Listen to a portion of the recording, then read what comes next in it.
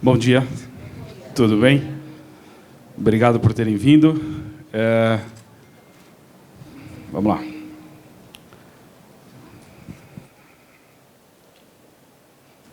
Só vamos acertar a tecnologia, que sempre isso acontece com os nossos professores também, né? Tá desligado. Foi. Pessoal, não é a tecnologia que tem mudado o mundo com a velocidade que ele tem mudado. O que a gente acredita e o que o Colégio Bandeirantes tem acreditado é que a forma como as pessoas se relacionam que tem feito com que o mundo se transforme na velocidade que ele tem se transformado. Claro que a tecnologia é importante, claro que a tecnologia tem dado suporte para isso, mas é a forma como a gente está se relacionando, a forma como a gente tem se conversado e como a gente tem produzido as coisas é que tem mudado e que tem feito com que as coisas aconteçam de uma forma mais rápida. Para a gente entender isso, eu vou parar um pouquinho aqui nesse gráfico para a gente conversar. Esse gráfico aqui, ele nasce no final dos anos 60, quando o governo americano está vivendo a Guerra Fria, e eles perguntam para a Universidade Americana qual que é a melhor forma de guardar as informações e qual que é a melhor forma deles se comunicarem durante a Guerra Fria, e caso acontecesse algum ataque soviético, como é que as informações elas estariam mais protegidas. Então, aqui, ó, queria que vocês prestassem primeira atenção numa coisa, que esse ponto aqui, ele está aqui e ele está aqui. Esse ponto aqui, ele está aqui, ele está aqui e ele está aqui. Todos os pontos estão no mesmo lugar, mas a forma como a gente conecta os pontos está formando uma topologia de rede diferente. Aí o que os técnicos disseram? Primeiro, se a gente se organizar desse jeito e os soviéticos atacarem aqui, todos os outros pontos vão ficar desconectados e a gente vai perder todas as informações. Se a gente tiver um centro, um subcentro e outras conexões, se os soviéticos acertarem aqui, desconecta só isso daqui. Mas se acertar aqui, desconecta todo mundo de novo. Nesse modelo aqui, na rede distribuída, todos os pontos estão conectados com todos os pontos. Então, se você desconectar um ponto aqui, todos os outros pontos continuam conectados. Então, o pessoal que fez esse estudo, era o professor Paul Baran, eles disseram, olha, a melhor forma da gente trabalhar vai ser essa daqui, a gente começar a trabalhar em rede distribuída, que hoje a gente chama de trabalhar em rede. A gente fala, quando vamos trabalhar em rede, a gente está falando desse modelo aqui. Esse modelo é um modelo totalmente hierárquico. Quando a gente junta um grupo de pessoas e pede para elas se organizarem, o que elas fazem? Elas se organizam desse jeito, não é? Criam um chefe, um chefão, um chefinho e pessoas trabalhando com ele. O chefão, um chefinho e as pessoas trabalhando com ele. Então, essa é a forma como as nossas empresas se organizam, essa é a forma como o Estado se organiza, essa é a forma como a igreja se organiza, essa é a forma como a família, durante muitos anos e muitos séculos, se organizou. Acontece que isso tem mudado. Quando a gente vê o aparecimento aqui em 2007 e 2010, a gente vê o aparecimento de umas máquinas que passam a ter um papel importante, porque pela primeira vez o computador que servia só para computar dados, ele passa a conectar pessoas. Então, antes, eu tinha uma máquina que ela servia para quê? Para eu ir até ela e tirar relatório dela. Ou para eu ir até ela e trabalhar com sistemas que estavam nela. Hoje, as nossas máquinas elas estão nos nossos bolsos e fazendo conexão o tempo inteiro. Esse tipo de processamento ele até existe, mas a gente usa muito mais elas para as conexões. E o que mudou nisso? Foi que a gente passou a operar dessa forma. No dia a dia, a gente passa a trabalhar de uma forma distribuída, em rede. E aí aparece a cultura digital. Quando a gente começa a trabalhar em rede, viver em rede, surge a cultura digital. E ela tem algumas características. Uma é a questão de confiança. Outra para viver em rede, a gente tem que viver sem hierarquia, como eu mostrei ali. A gente vai ter muito mais compartilhamento se a gente estiver vivendo nessa rede com muita conexão e trocando muita coisa. A gente consegue customizar mais, porque a gente consegue conectar mais pessoas e consegue entregar produtos mais customizados. A gente aumenta acesso, a gente aumenta a agilidade e aumenta a abundância. Se a gente for pensar nas empresas que surgiram a partir do momento, se a gente estiver pensando agora de 2010 para cá, de 2008 para cá, essas empresas, vou pegar aqui o Airbnb para a gente olhar para essas características, né? O Airbnb, a gente confia. Todo mundo aqui já usou? Quem já usou? É bastante. Quando a gente aluga, a gente confia que aquele lugar vai estar lá e que a pessoa vai entregar a chave para a gente, uma pessoa que a gente nunca viu na vida, mas a gente confia que aquilo ali vai acontecer. Não tem hierarquia. Quando eu pego um apartamento ou um quarto do Airbnb, não vai ter lá o gerente do hotel que vai me receber, ou sou eu com a pessoa. É um para um. Quem está me alugando está compartilhando o espaço dele. É customizado, que eu posso escolher ficar num quarto, posso escolher ficar numa casa, posso escolher o tamanho que eu quero, o lugar que eu quero. Às vezes, lugares que não tinham hotéis, hoje você consegue ir e ficar numa praia e já sair daqui de São Paulo com uma casa alugada numa prainha pequena. Aumenta o acesso. É tudo muito mais ágil e a abundância. A quantidade de lugares que a gente tem hoje para alugar é muito maior. Então, quando a gente começa a trabalhar em rede, essas são algumas das características que começam a surgir. E tem uma questão que é muito importante aí para a gente olhar, que eu acho que é o que mais dificulta o nosso dia a dia, que a gente está vivendo uma transição importante. As nossas empresas, elas funcionam desse jeito descentralizado, então elas ainda têm o chefão, o chefinho e as pessoas embaixo, mas as pessoas operam de uma forma distribuída. Quem é de escola sabe aquela história de WhatsApp de pais. Então, rapidinho, os pais estão conectados em rede, e aí a gente tem que pegar a nossa estrutura, que é totalmente hierarquizada, e tentar ser tão ágil quanto é a rede. E aí a gente não vai conseguir. A gente não vai conseguir. Então, a gente está vivendo esse momento híbrido, e que a gente precisa começar a pensar em como que a gente vai fazer para as nossas empresas e as nossas instituições, de fato, começarem a trabalhar em rede. Então, esse é um primeiro desafio. Mas tem outros. Vamos pensar em dois extremos. Um lugar onde a gente vive em colapso e o outro extremo onde a gente tenha o controle total das coisas. Quando a gente tem controle total, a gente oprime. E quando a gente tem colapso total, a gente tem um ambiente destruído. Se a gente vem trazendo um pouco mais, tirando um pouco de controle e diminuindo o colapso, a gente passa a ter um ambiente com caos e, para cá, você começa a ter ordem. Menos controle, mas você tem alguma ordem. Só que tem um lugar aqui, que eu acho que é o lugar que a gente está vivendo muito, que é um lugar onde as redes estão pondo a gente, em que a gente lembra, a empresa está de um jeito, a gente está vivendo de outro, então começa a surgir um espaço que é um espaço onde existe caos e existe alguma ordem. Então, no lugar que tem caos, se a gente começa a dar alguma ordem para ele, aparece um novo espaço que a gente chama de espaço caórdico. Então, é um espaço onde tem caos com alguma ordem.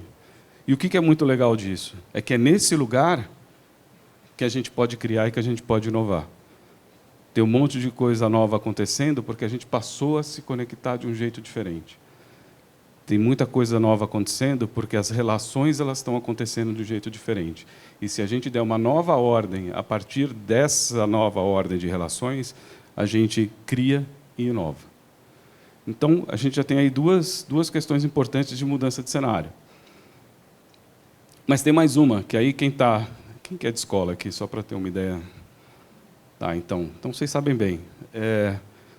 Até 10 anos atrás, eu estou na educação há 30 anos.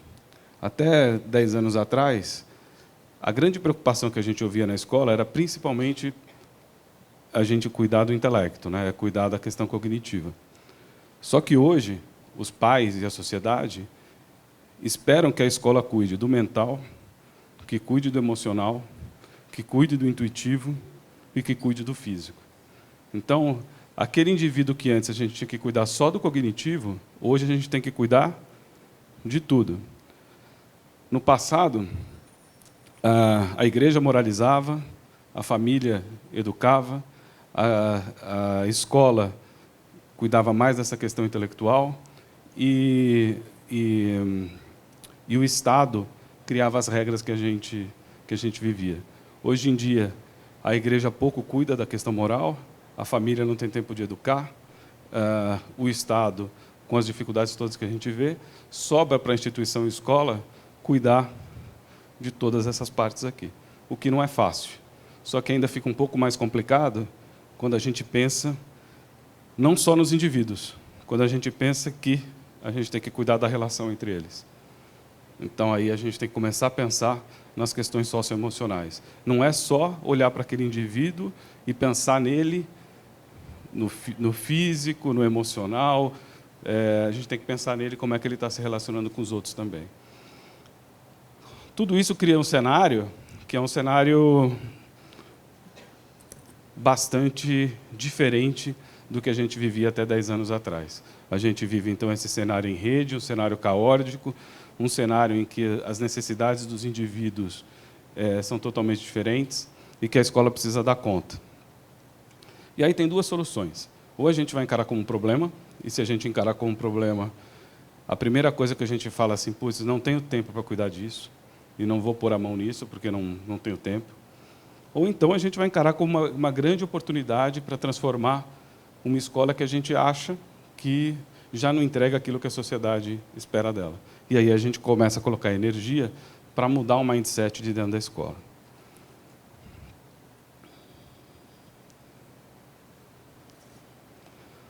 Aqui eu coloquei algumas características de liderança para fazer essa transformação. É muito importante a gente ter essa questão de pensar em construir o futuro sem necessariamente usar o passado para construir o futuro, mas, ao mesmo tempo, a gente tem que reverenciar o passado que nos trouxe até aqui. Então, a gente não pode destruir o passado, mas sim a gente tem que tentar transformar aquilo que a gente já fez. O líder tem que pensar muito mais em colaboração do que em querer achar que tem a resposta para as coisas. Então, tem que trazer o time, tem que trazer os professores. E hoje, no Bandeirantes, os principais projetos que a gente tem são projetos que a gente trouxe os alunos para ajudar a gente a resolver os processos. Porque a questão é que, se a gente está vivendo um mundo digital, eles entendem mais desse mundo do que a gente. Então, a gente tem que trazer... Não é nem que, eu não acho que eles entendam, eles vivem mais esse mundo do que a gente. Então, a gente pode ajudá-los a compreender esse mundo e, ao mesmo tempo, a gente aprender como é que esse mundo funciona. E eu queria chamar bastante atenção aqui para essa questão da rede. Acho que a gente precisa, de fato, começar a trabalhar mais em rede e começar a abrir o espaço para as crianças e para os professores poderem trabalhar em rede. O líder novo, ele deve inspirar a criação de um novo mindset. Ele precisa guiar o time durante a exploração caótica. Eu faço questão sempre de fazer essa brincadeira com o seu time e com o, porque o líder tende a achar que o time é dele. E se ele achar que o time é dele, já era, porque, na verdade, ele faz parte do time, ele é integrante do time. Ele lidera o processo, ele lidera a construção das coisas. Se colocar como dono do time, você começa a perder espaço e essa equipe, principalmente os mais jovens, começam a ir embora. Eles não querem mais um líder assim. Tem alguns símbolos que, se vocês tiverem, comecem a repensar, porque essa molecada que está chegando, para eles, esse símbolo é um símbolo de coisa velha, é um símbolo de gestão antiga. Então, se você tem... eu lembro a primeira vez que eu cheguei no Bandeirantes, vou fazer 20 anos no Bandeirantes no ano que vem.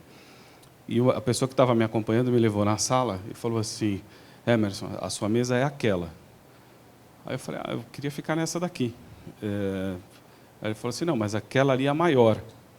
E como você é o gerente, você vai ficar na maior. Aí eu virei e falei assim, não, mas é que eu queria ficar de frente para a janela, porque tem uma primavera ali, eu queria ficar olhando para a primavera. Não, mas o gerente tem que ficar na maior. Aí eu falei, não, então a gente vai começar a mudar isso. Não dava para tirar aquela mesa e colocar em outro lugar. Eu falei, então a gente vai começar a mudar isso já. O gerente vai ficar na menor, não tem nenhum problema. Mas isso era um símbolo, o tamanho da mesa era um símbolo do seu poder dentro da instituição. Essa questão de ter vaga VIP em estacionamento, de ter mesa reservada em restaurante. Eu já trabalhei numa empresa que os gerentes e os diretores tinham uma mesa reservada para eles e não se sentavam junto com as outras pessoas. Quer dizer, isso tudo é um tipo de simbologia que não representa mais o mundo em rede. Ele representa aquele mundo hierárquico em que você vai distinguindo as pessoas com esse tipo de coisas, né? Agora, se você ainda precisa disso, precisa mudar. Tem que mudar logo. E tem uma coisa que é importante, se sentir dor na mudança, enquanto estiver fazendo essa mudança, está ótimo, porque é para sentir dor mesmo, é difícil. A gente foi criado, eu fui criado, para ascender na carreira de uma forma para conquistar aquelas coisas. E aí, quando você vai vivendo, você vai vendo que o mundo de hoje não espera isso da gente. E como ficam as escolas? Acho que essa é a questão, né? Bom, lá no Bandeirantes, a gente... Só um minutinho.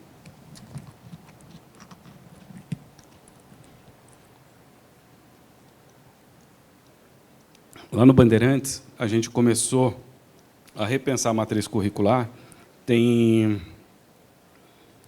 8 anos. Não, já deu, obrigado. A gente começou a repensar a matriz curricular tem 8 anos.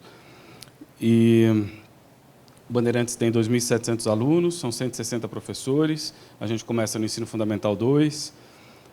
A gente percebeu que esse mundo já estava acontecendo, a gente viajou o mundo inteiro para olhar as novas tendências de educação, e a gente começou a fazer as mudanças, né? A primeira delas, há 4 anos atrás, a gente já pensando, a gente levou 2 anos de preparação para começar, há 4 anos atrás, as aulas de STEAM. STEAM são aulas em que, no mesmo momento, você tem Science, Technology, Engineer, Arts and Math, acontecendo na mesma aula. São 200 minutos dentro da matriz curricular que os alunos têm que trabalhar um projeto que eles vão começar a pensar no início do ano e vão entregar esse projeto no final do ano. Sempre tem que ter um protótipo. Então, para isso, hoje a gente tem lá impressoras 3D, impressora laser para eles prototiparem. Muito envolvimento de professores de ciências, de professores de artes. No começo, os professores ainda se definiam como professores de ciências e professores de artes. Hoje, depois de 6 anos de capacitação, eles se auto-intitulam professores de STEAM. E isso, para a gente, é muito importante, porque assim, eles, de fato, entenderam que ciência e arte e matemática podem estar integradas e devem estar integradas no desenvolvimento de um projeto. Então, aqui... voltar lá.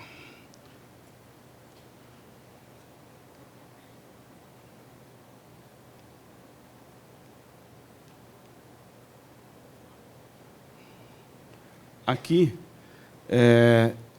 esse é o ambiente do STEAM. Até no começo, quando a gente levava as pessoas que queriam visitar e conhecer, a gente ficava um pouco preocupado da pessoa entender que a sala de aula não tinha mais aquele modelo de um aluno sentado atrás do outro e que isso daqui não era bagunça, isso aqui era trabalho. Porque a expectativa era de que os alunos tivessem, que a disciplina fosse estar quietinho. E estar disciplinado aqui é estar trabalhando. Então, se eles estiverem trabalhando, está ok. Eles têm, então, como eu falei, 200 minutos por semana dessa aula.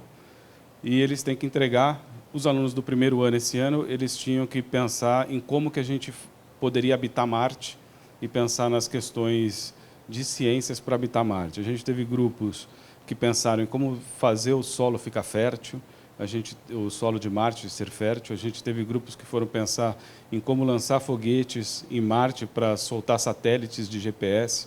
A gente teve um outro grupo que, quando viu esse primeiro, foi pensar em qual que tinha que ser a distância dos satélites e começaram a fazer o estudo de geoposicionamento de satélite Isso tudo alunos de ensino médio.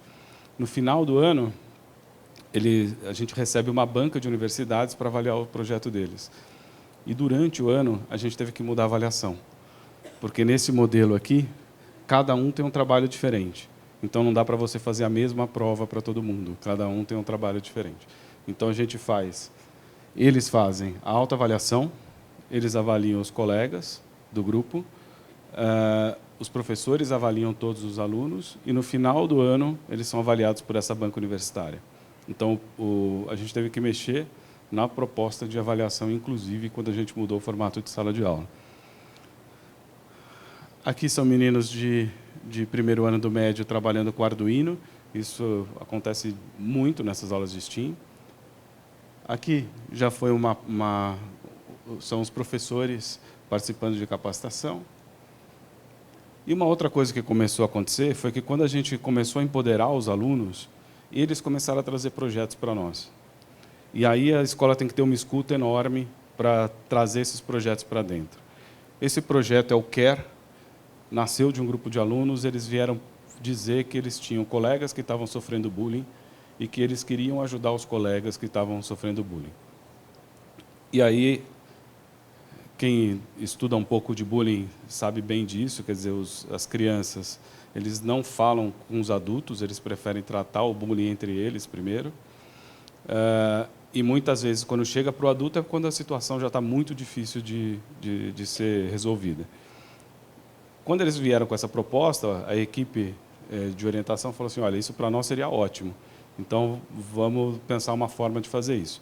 Juntos desenvolveram uma tecnologia que é uma pulseirinha, que os alunos que querem participar desse projeto, eles passam por uma capacitação e depois eles começam a andar com essa pulseirinha pela escola. Se algum aluno estiver passando com alguma dificuldade de bullying, pode procurar qualquer um desses alunos que estão com pulseira, que esses alunos vão saber ajudar. E aí não tem interferência do professor. E aí não tem aquela hierarquia que eu falei para vocês, daquela rede do meio. A gente começa a trabalhar em rede de verdade.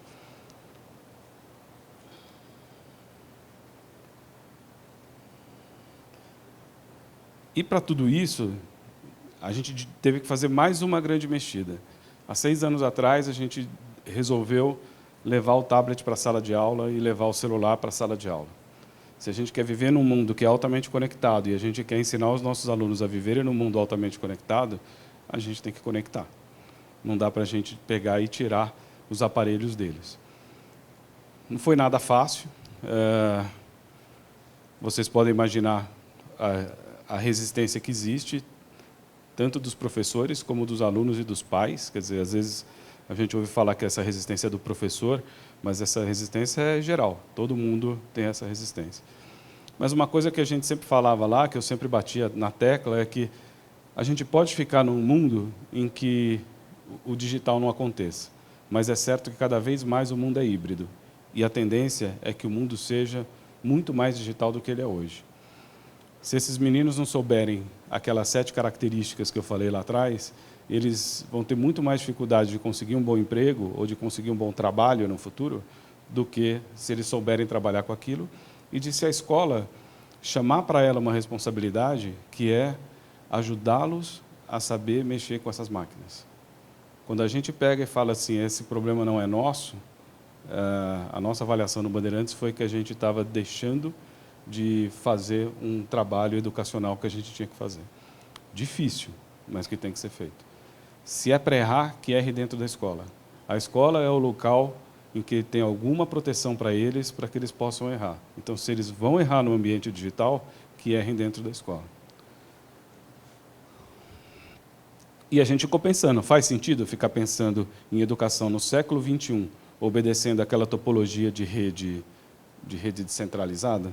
A gente chegou à conclusão que não, e fez isso que eu falei para vocês.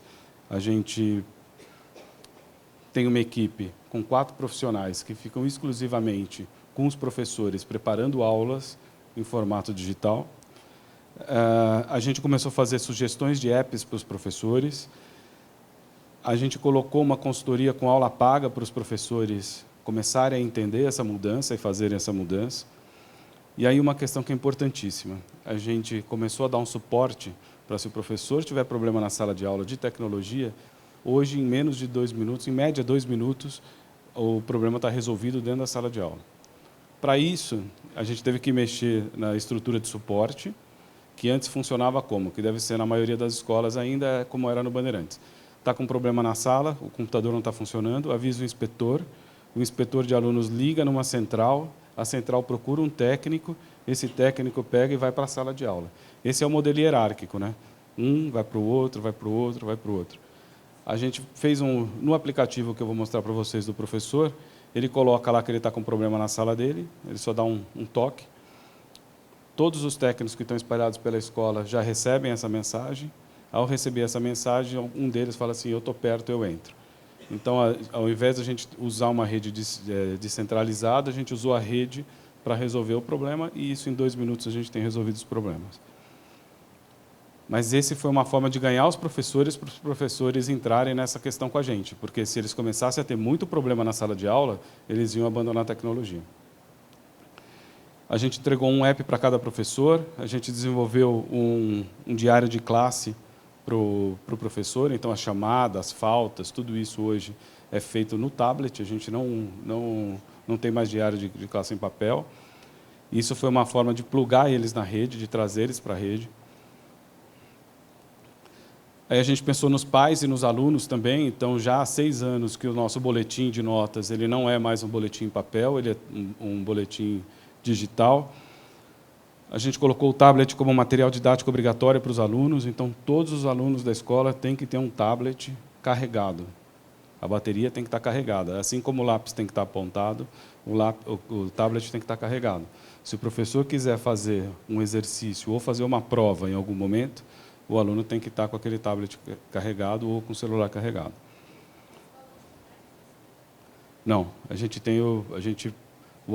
coloca na lista de material didático o tablet, e eles têm, e assim como tem alguns livros, todos os livros que a gente adota tem que ter versão digital, e além dos livros a gente já coloca alguns aplicativos que os alunos têm que baixar.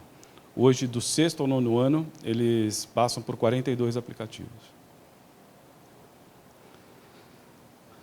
Esse é o nosso boletim, que além das notas, então a gente passa a entregar gráficos para os pais. Aqui o pai consegue saber qual que é a nota do filho dele, que está em verde, qual que é a nota da turma, que está em laranja, e qual que é a nota da série, que está em rosa. Então, você começa, quando você tem o digital, você começa a ter a possibilidade de dar alguns feedbacks com muito mais facilidade e até de uma forma mais barata, inclusive, né? E uma coisa que os pais acham sensacional é que a gente entrega todas as provas corrigidas no tablet. Então, o pai acessa no tablet todas as provas que o filho dele fez. Então, isso facilita muito a conversa com os filhos. Quem tem filho nessa idade, eu tenho, sabe o quanto que é difícil tirar alguma coisa deles, né? Mas aqui a gente acaba tendo a informação e consegue conversar com eles. Os alunos não gostaram tanto, mas... A prova em papel, a gente escaneia, vai para um sistema, o professor corrige essa prova no digital, e a gente criou um sistema que o professor que levava 3 dias para corrigir prova, hoje ele corrige em 1 dia. Então, quando ele percebe valor agregado do serviço, ele usa. E para nós foi importante porque, além da gente ter as provas, que antes a gente entregava para os alunos e ficava sem o documento, hoje a gente tem o documento digitalizado, a gente conseguiu passar para os pais e para os alunos a prova corrigida. Então, o material didático, a gente tem os games, que a gente começou a desenvolver alguns para os alunos, todas as nossas apostilas são digitais, e, mais recentemente, o ano passado, a gente começou a fazer o material para smartphone. Então, todas as apostilas do ensino médio de conteúdo, hoje elas têm um design que é para uma tela pequenininha. Então, isso tudo porque a gente quer estar próximo deles para fazer com que eles entendam o que a gente está entendendo na linguagem deles. Então, se o professor quiser adotar um livro, ele pode adotar um livro, mas todos os livros têm que ter versão digital obrigatoriamente. A ideia é que o aluno não precise levar o livro físico para a escola, principalmente por conta do peso da mochila. Bom, para tudo isso, a infraestrutura, a gente hoje está 100% na nuvem, a gente não tem nenhum servidor dentro da escola. A gente tem, ao mesmo tempo, conectados 3.600 máquinas dentro da escola. Quem está mais tempo, como eu, a gente falava lá atrás que a gente tinha que tirar os muros da escola para que a sociedade viesse para a escola e trocasse com a gente. Hoje não precisa mais tirar o muro, põe uma rede Wi-Fi que o muro vem para dentro. E a gente fez isso, a gente está com 2 GB de banda, então é muita informação que roda todo dia dentro da escola, que entra e sai dentro da escola. Terminando, hoje o Bandeirantes é uma Microsoft Showcase School e é uma Apple Distinguished School. Então, assim, é reconhecido tanto pela Microsoft como pela Apple como uma escola de nível mundial de uso de tecnologia, de nível internacional.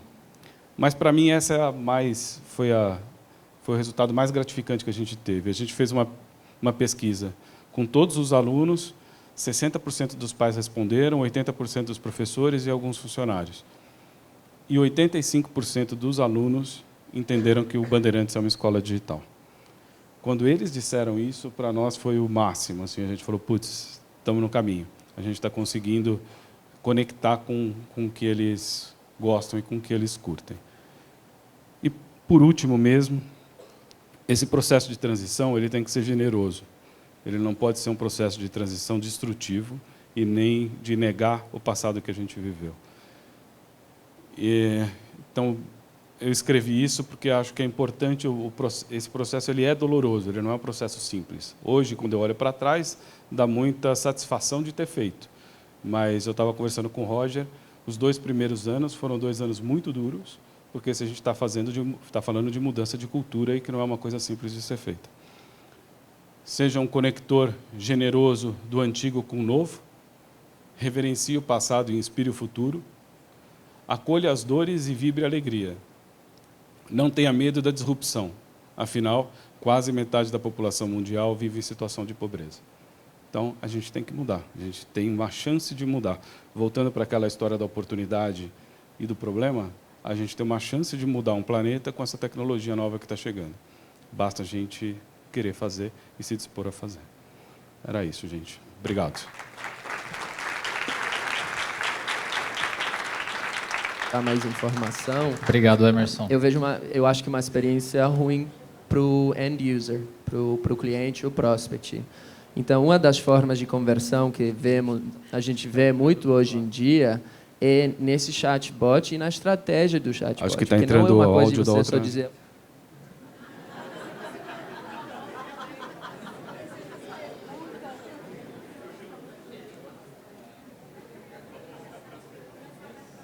Coletou no aplicativo para o Emerson. Tem uma muito interessante aqui, Emerson. Como o pai controlará o tablet? Eu sempre trago aquele gráfico do caos com a ordem lá, porque eu acho que essa é uma coisa que a gente tem que pensar bastante. A gente tem mais é que ter a confiança dos nossos filhos, muito mais do que ter controle. Se a gente querer ter controle, hoje em dia é uma ilusão total. Eu lembro lá no começo, antes de eu estar na diretoria de TI, eu estava na parte de marketing, né? E tinha as discussões lá, com os celulares já estavam começando a aparecer, e os professores decidiram que todos os alunos tinham que colocar o tablet, lá, o celular, antes da prova, colocar lá na frente, para não colar durante a prova usando o celular. E aí, você ia lá, entrava na sala, tinha 35 alunos na sala, 35 celulares lá na frente. E os alunos continuavam colando com o celular, porque o que eles faziam? Eles pegavam o celular velho, colocavam lá e o deles ficava no bolso. Então, é assim, querer controlar essas coisas agora é que nem a gente achar que a gente controla ter ou não ter celular dentro da escola. Tem celular dentro da escola. É questão da gente assumir ou não, mas que o celular está lá dentro. E que quem tiver um pouco de banda vai acessar a internet, vai acessar. Agora, se a gente vai acessar junto e a gente vai fazer um trabalho junto com eles, essa é uma escolha que a gente vai fazer. A gente escolheu dar acesso a eles e trabalhar junto com eles nesse acesso. Essa questão do controle é uma coisa que eu acho que a gente precisa repensar. Acho que a gente tem que ter informação. Controle eu acho que não dá mais para ter. Legal.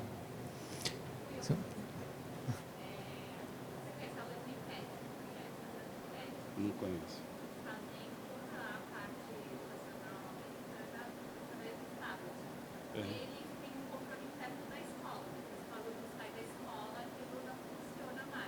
Tá.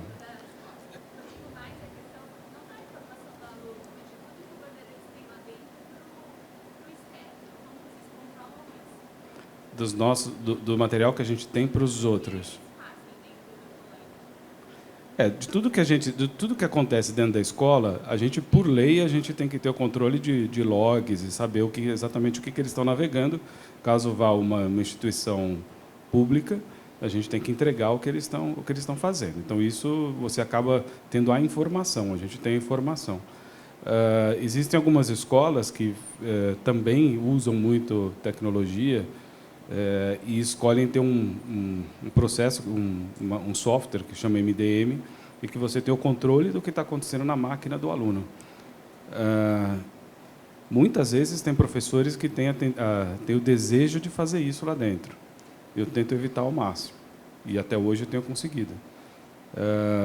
Por quê? Porque se a gente começar a controlar demais isso, a vida de fora não entra para dentro. E a gente começa a criar um ecossistema ali dentro que é diferente do que está acontecendo lá fora. Então, eu vou te dar um exemplo. Eu estava numa escola que é uma escola que a gente troca muito informação juntos, e eu no primeiro ano que eu estava como diretor de TI, eu fui lá para conversar com eles. E eles já tinham um projeto com tablet bem no comecinho, e eles tinham MDM. No meio da reunião entrou uma professora e falou assim: eu quero que vocês bloqueiem esse app. E aí o menino foi lá na minha frente lá e bloqueou o app. Aí eu virei para ele e falei assim: o que esse app fazia? Era época de Páscoa. Era um aplicativo tipo Pac-Man, que tinha um coelho que comia ovo, e que as crianças estavam tentando pegar o ovo. Esse app entrou na blacklist do colégio. Aí eu falei assim: nossa, mas isso a professora está incomodada? Porque está atrapalhando a aula dela. Eu falei: bom, tá bom. Quantos apps vocês têm na blacklist? Eu estou falando de 2013. Eles já tinham 2.000 e tralalá. Então, é uma coisa de ficar correndo atrás do rabo. Você vai ficar o tempo inteiro, vai vir outro, e aí aparece outro. Pessoal, desculpa, a gente vai ter que encerrar por questões de tempo. O Emerson vai estar aqui depois da palestra. Posso só responder ela rapidinho? Claro, ela. Os seus pais... Essa segurança, eu acho que a escola tem uma certa responsabilidade. Sim. Porque está dentro do ambiente escolar. Sim. Mas eu sou mãe de uma aluna, enfim, de um colégio concorrente ao seu. Existe uma enorme preocupação dos pais acharem que a escola tem que oferecer essa segurança para o aluno não entrar. Não existe essa demanda? A demanda existe, mas aí a gente tem que educar o pai também. Não tem jeito. Se a gente entrar na loucura do WhatsApp, a gente entra na loucura do WhatsApp. Sabe aquela história do que exige mais da gente, do mental, do físico? A gente também tem que conseguir estar ali em paz para ver a loucura dos outros e falar para eles: putz, isso é loucura, cara, não entra nessa. Porque se a gente começar a querer controlar demais os alunos hoje, a quantidade de chances que eles têm de escapar é enorme. E a gente não vai ter controle, eles vão escapar. A relação tem que ser de confiança. Ele tem que achar que ele pode ir lá e contar para você as coisas. É isso que a gente tem que construir, e não construir controle. Joia. Vou construir controle aqui, desculpa, por questão de tempo. Gente, muito obrigado. Obrigado, Emerson Bento.